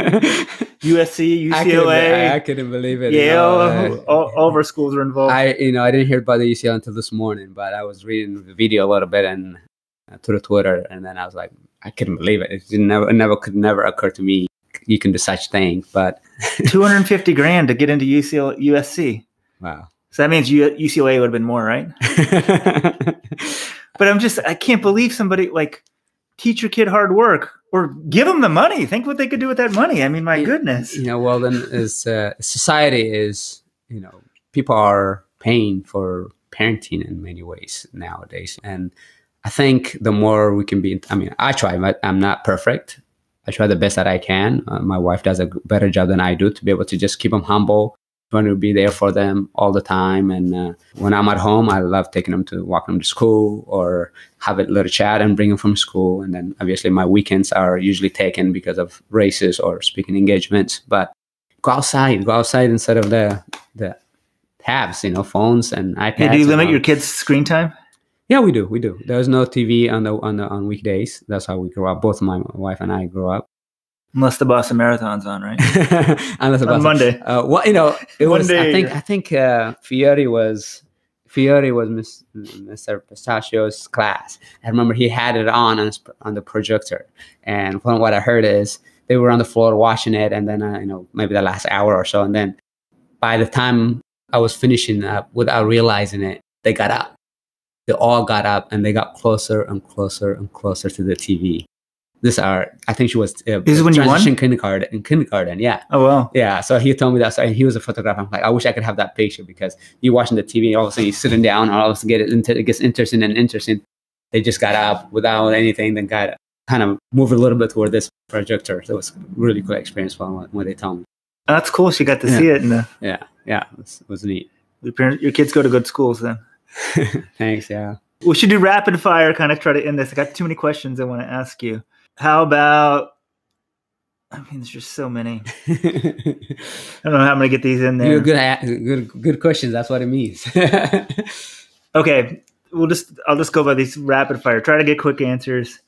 Do you have any regrets looking back at your career? Yeah, I think the Stefano Boldini, when I tell them in the book I talk about 5K to go, Stefano Boldini made a move. He was in 5K to go. I said, andiamo uno a due, which means let's go 1, 2. In Italian, I lived in Italy for a year and a half, so I threw that at him. And then my regret would be I should have made a move in hindsight now. Just made a big move right there. Instead of saying, let's go catch the Santos, I should have made a move. And that was my 4th marathon. Athens was my 4th marathon ever. So I didn't have the experience.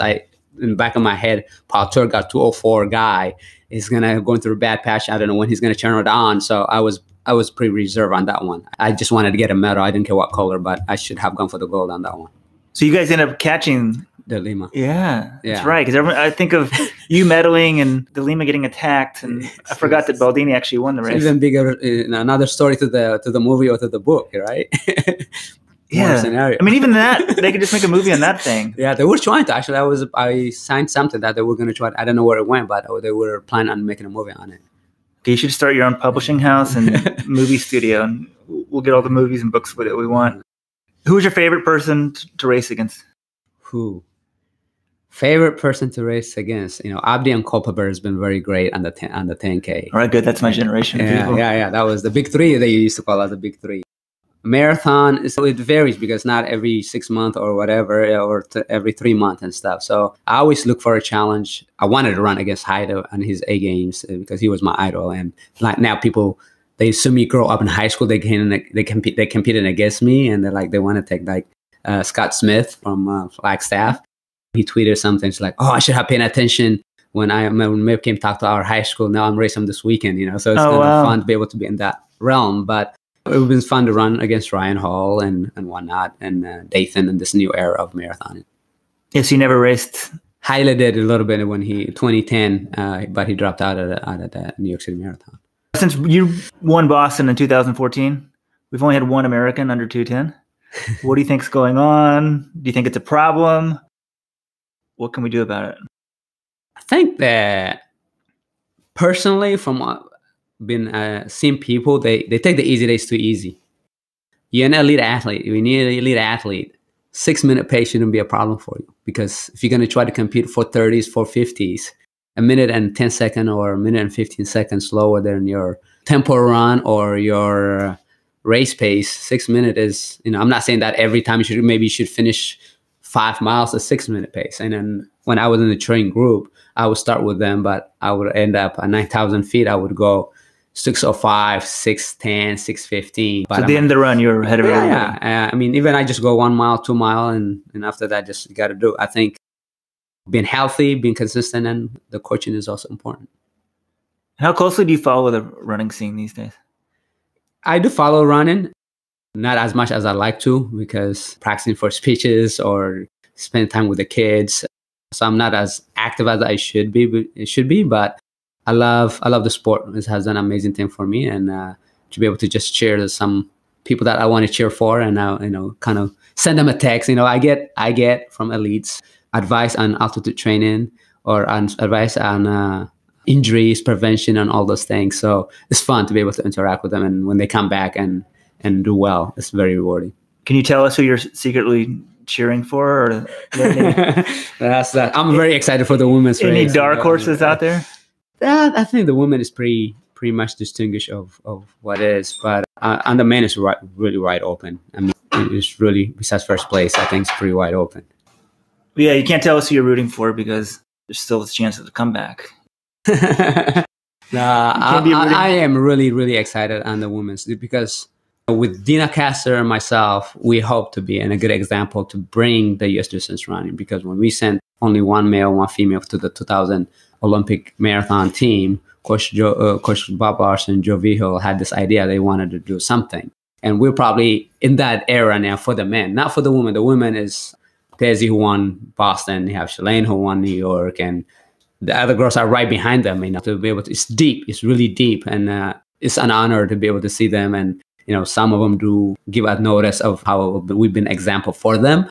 On the men's side, I mean, Gillen has done his thing, but I think there needs to be another resurgence for men's, because it's not as strong as it should. But 2020 is around the corner. I mean, there's always somebody coming out of the woodwork, the dark horse coming. So, we hope for that. I think there's some people retire too soon. I think, you got to think long term. I know the pay and then the sponsorship is difficult. I went 8 months for that new shoot contract. I didn't have, besides in my generation, but the sports drink that I had, I really didn't have anything from January till all the way till August. Really? They're your only sponsor? Yeah. Everybody buy your Generation You Can. They're an advertiser on Let's Run. They're a great company, and I think at the time maybe even Power did a little bit, but it was a tough moment, and but one door closes, another door opens, and eventually at one point I had close to 13 sponsors, which is an amazing. My goal when I graduated from college was to have a shoe sponsor, a watch sponsor, glasses, sports drink, and a bar, and maybe a car. That was the vision that I had coming out. Big. But I want a car. I didn't have a car sponsor, but I want a car. But I had the watch sponsor. I had CEP compression socks, which I use them every single day. So you never got the car? You got everything else? I got everything else, yeah. How many sponsors do you have now? Well, I have UCAN, CEP, Maui Gym, Skechers, KT Tape. I think that's pretty much, so far. John Hancock, I'm an ambassador for them, but also a new sponsor that I just got last week that we announced is 26.2 Brewing. It's Sam Adams beer company. Sam Adams? Yeah. Really? Yeah, 26.2 Brewing is what it's called. Oh, cool. So it's like beer just for runners? Beer for runners. All right, sweet. I've been saying we need a beer for letsrun.com, like an official beer. So they also want to sponsor the website, or maybe we'll back your beer. Is there going to be a Meb beer? We'll see. We'll see where that goes. Well, cool. Thanks for taking the time. And where are you off to now? You were saying before we started, you travel more now than when you were racing. How many weeks a year are you gone? Well, I didn't count them, but I'm traveling a lot more. I'm going to Shamrock, Virginia Beach marathon and half marathon this weekend, and got the Carlsbad 5,000 soon, and then doing quite a bit of speaking engagement appearances. But yeah, I'm not in one place where I used to go to Mammoth Lakes for 3 weeks or 5 weeks. I'm traveling a lot more. Wait, Carlsbad, I meant to ask you about that. You're now part owner of the race, is that right? I'm part owner of the Carlsbad 5,000 and also Silicon Valley Half Marathon, which is April 27th or 28th in Silicon Valley. So is Carlsbad going to kind of come back and be like what it once was with when Mike Long and those guys were doing it? Yeah, Mike Long and Tracy and Tim Murphy. I used to go there when I was in high school and kind of watch it run. And I think that's the first time I met Steve Scott, the great miler, US miler, American record holder. But yeah, that's the goal. It was Ashley Gibson and myself and John Smith. We would try to get it going again, getting some good feels, and 5K, some adults can do it, kids can do it, and then for the people that want to challenge themselves of PR, or having a fast time. It's the fastest marathon in the world. So fastest 5K in the world. So as a kid, they used to have I think it was Tony Revis running the racing, and you would see that on there, and it would inspire something like ESPN. Oh yeah, it's stuff like that people need. Yeah, it's always great to visit San Diego. Carlsbad is a suburb of San Diego, and then it runs by the beach, and it's great. It's out and back. Be able to cheer the other runners, inspire each other, and encourage each other. So I need to come out. And I promise this is the final question. You said 5K. The 5K is leaving the Diamond League. Any quick thoughts on that? I love sports. The more we can participate in activities, the better for the young kids, for the elites, and also for elders who are stretching. But with the Diamond League, I haven't read thoroughly, but I heard they're eliminating the 5K. And we're trying to connect to the regular average person. What's a 3K? We don't know. They don't know if it's what a 3K is. Is it about 1 mile? Is that 2 miles? They don't know. But when you eliminate the 5K, I don't think that's very wise, because when you tell anybody 5K, they know exactly. It's far, but doable. So when you have the World Championship and then Olympic Games of 5K, I think it should be personally. I think it should be a part of the Diamond League. Yeah, nobody knows what a 3K PR is. Even runners barely know. Yeah, you want to be relatable. I know probably marketing and things like that, but when you have very top field men and women at their A game and a Diamond League, I was always excited to see if they can break 13-minute or 15-minute for the women. It's exhilarating. Well, if they get rid of it on the track, Carlsbad will be the best 5K in the world. So sounds great. Inadvertently, it might help you. Wow. Thank you so much. Appreciate it. Thanks for having me. Yeah, thanks. That was great. Thank you. All right, guys. I know you can't give me your thoughts in the interview because you actually haven't heard it yet, but it sounds like to me sort of, Meb, like all great athletes, they think about unretiring or not retiring. I think if the trials had been maybe a year earlier, it'd be more likely for Meb. Sounds like he's pretty fit in early 2018. He ran a 31-minute 10K this past summer. Some little road race he was just doing just for kicks with no training. I mean, it's just amazing to me that a guy his age can do that. So he's still fast if he wants to, but hey, this would all be for mute. If the current USATF rules are in place, Meb with a top 3 wouldn't make the trials. So wouldn't make the team. He'd make. Yeah, very good point. I mean, the new rules. I mean, unless he ran 2:11:30 on a hilly Atlanta course, right? Yeah. Congratulations to USATF. You've killed Meb's comeback. So yeah, you kill a comeback from Meb. There would be no point for Meb to come back because he wouldn't run under 2:11:30 at the trials on that course, and unless he did that, he wouldn't make the team. So without an exception, there is 0% chance that Meb would make a comeback. But the book, and I wish I'd stolen the copy, but Meb just had one copy that he was autographing and giving to somebody. It's pretty interesting because he's run 26 marathons in his career, and there's a lot of them. And I think the format of the book is pretty easy because it makes for easy reading, right? You can read one here, read one there, keep going. It shows like what happened to Meb in the race and what he learned from it. And I just forgotten all these races. Like Meb in 2004 was second at the Olympic trials, and then he's second at the Olympics. I mean, his career is just pretty amazing. Like he didn't win the trials, and then 2007 he doesn't make the team. Talks about, hey, I really contemplated retiring, and just think how much different distance running would be if Meb had retired. And then he wins New York, and he said that was the year because of his wife, he started focusing on the marathon full time in 2009. He gave up the 10,000 meters, wins New York, and then after that, his career's kind of not stagnating, but he gets the 4th at the Olympics, and then people sort of assume that's it for him, and then he wins the damn Boston Marathon. And it's just amazing. And I heard him at this investor conference, and like Meb says this on the podcast. There was a time in his life he ate dirt. He just said he looked at dirt and said, I need to eat this. And he had like the bloated stomach that you see of these malnourished kids in Africa. And now he's maybe America's best marathoner ever. I mean, you can argue against it, but only guy ever in the history of the world to get a Boston win, New York win, and Olympic medal. So it's pretty cool. Definitely check out the book. But the other Meb story I have from last week was I was running in the park, Central Park. I've discovered what the bridle path is. Kids, don't run around on the streets. The bridle path is where the real runners run in New York. And somehow I didn't really understand that, not being a New Yorker. But I said, I'm gonna do the bridle path today. And I honestly knew Meb was in town. And I'm like, maybe the only other time I did this was at Millrose. I was like, oh, maybe I'll run in to see somebody famous running. And I'm running on the bridle path. I got my 2 dogs. Confession, I don't know if I should say this on air, but a woman passes me on the left. I'm a little bit flustered. I'm like, whoa, like, is this woman professional? I mean, she's got to be pretty good, right? Joke. And also I had a phone with me. This came in handy because I never run with a phone that often. Sometimes I listen to podcasts now. But I had to be back to move my car, street parking, a lot of these things in New York that are very important. And I was thinking of looking at that. So this little guy passes me going the other direction on the right. And then I hear this, Robert. And I turn around and I'm like, who's this guy? Like with a hat on and headphones yelling at me. Like, and I'm like, what? And it's like, it's Meb. And I'm like, oh my gosh. So I don't know if Meb's ready for a comeback. Meb Keflezighi passed me the other direction. I did not recognize him. I was flustered on my phone. This might be the end of Let'sRun.com. But Robert, is this your greatest day in history? Meb thought it was you. Running. He thought you were the champion. How do you feel? I was going to take this as the ultimate compliment, folks. Someone once said about Robert, he's like Weldon, except Weldon's better than him and everything. It's not really true, folks. But this is good. I mean, I was like a 31-minute 10K runner. You were 28:06.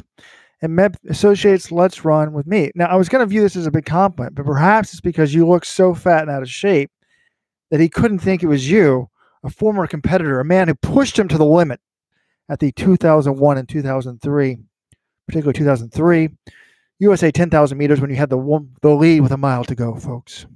So did I take the lead in that race? Did I take the lead or did I just raise the roof with my hands? You took the lead and raised the roof with your hands. Wow, I didn't realize that. Well then, I'm impressed. I mean, I don't even like if the 10K was on TV right now. I wouldn't even turn it on until like mile 5. Weldon thought like he was doing really well. Then he got destroyed. I swear this was not a setup. I asked Meb, who were the favorite people you competed against? And he's like, the big three. I thought he would say, something about the marathon or Turgot or Gebre Selassie or something. So, the big three: Culpepper, Abdi, and Meb. Wait, if he's saying big three, that can't refer to himself. So that was the big three, but maybe he really means you as well. Did he say himself? I don't think he knows the 4th place finisher at the 2003 USATF 10,000 meters, less than 10 seconds behind Meb Keflezighi, was me, yours truly. Was he also in the 2001 race when you were 4th? Yes, Meb was only second in that race, second in both races. Do you think he even knows you were do you think he even knows you were a runner? Like, do you think?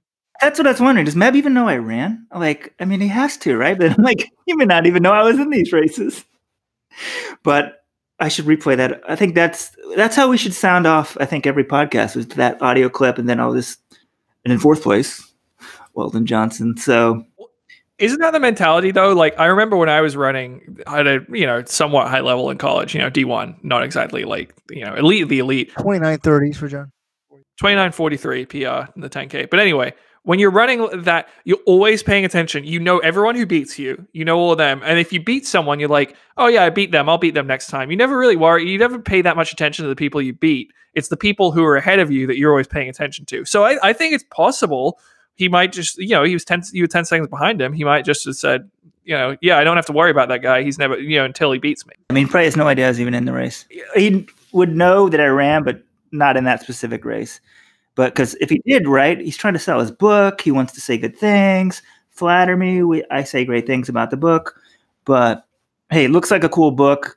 It's my type of book now with shorter attention spans. It's a legitimate book in length, but it's broken up into 26 races. So it's very easy to digest and pick it up and put it down. So the book will be in the show notes.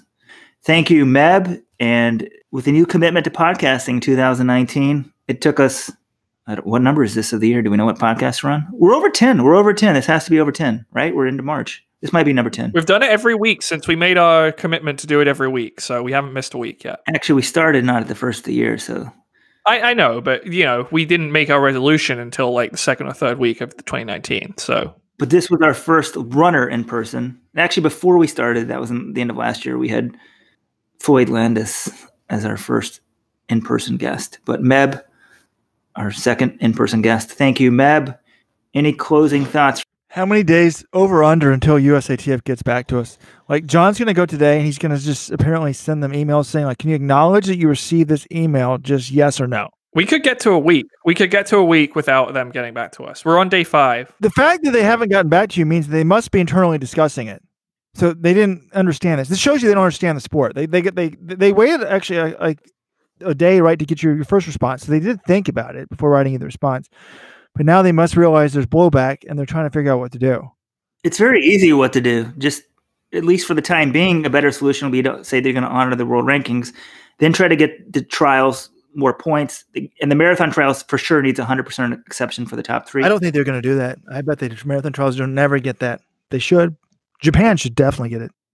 The other thing people don't understand is, like, we said this last week, you would have never picked these locations for the trials or dates for the trials if we'd known it was going to be like this. Yeah, so that came up in New York City. But athletes who have input in the trial selection, there's a 0% chance they would have put the trials on a hilly course in Atlanta if they knew that the only way to get in was with the 2:11:30. The other thing we didn't talk about was Emma Bates now may skip the World Championships because of this. I mean, great job, guys. Great job, bureaucrats. Yeah, and Emma Bates, talk about rejuvenating a career. She wins the U.S. Marathon Champs while being unsponsored, I think, in December. Now she's with ASICS. Great run at the New York City Half, beating Des Linden. And she said, look, I wanted to run the World Championships in the marathon, but now I may reconsider because she needs to have the automatic Olympic qualifying. And she's like, I think I can get top 10, but if I don't, you need the backup with the time. And you're not going to get a time in Doha in the heat. So USATF would be preventing one of the runners from representing America on the team with this new qualifying system. So, and we didn't even get to talk about Emma because we wasted 25 minutes ranting and raving. But if we could have a better system. Any event where there's like 10 people who would qualify, like there would be in the marathon for the U.S., let us pick our top 3 from the trials. Please, people, please. Very good. All right, guys, we need to go. I've got to do my brackets. I haven't watched an NCAA basketball game. Well, that's not true. I've watched like 1 or 2 all year. My picks for the year, my picks for the tournament, Inside Scoop, A, B, D. All I know is Yale, baby, is back. We're back in the tournament. The only other time Yale was in the tournament in my lifetime, we beat Baylor. Taking on the LSU Tigers tomorrow in Jacksonville. I will be there, baby. Look for me on TV. And thankfully, John does not have a team in the tournament, I hope. Syracuse grad school. Oh, take it back. They're my March Madness team since Dartmouth hasn't made the tournament since 1959. But the big news of the week, Brighton Hove Albion will be going to Wembley. Congratulations, John. Wait, no comments? No one knew it. No comments on my ABD? Do you even know what that is? I don't know what you're referring to. What's ABD, Robert? Well done. I figured it was like, I don't know, it's like Gonzaga, somebody in Duke, but that's not A, so let's go ABD. Anyone but Duke. Oh, okay. What about Zion? Everybody likes Zion. He's awesome. You heard it here first. I've submitted my bracket. Gonzaga Bulldogs, 2019 national champions. Not going to happen, John. Not going to happen. We should have done a Let's Run pool. Maybe we will, but we don't have enough time for that. So until next week, when Yale is in the Sweet 16, Weldon Johnson signing off for Robert Johnson and Jonathan Galt. Thank you, guys.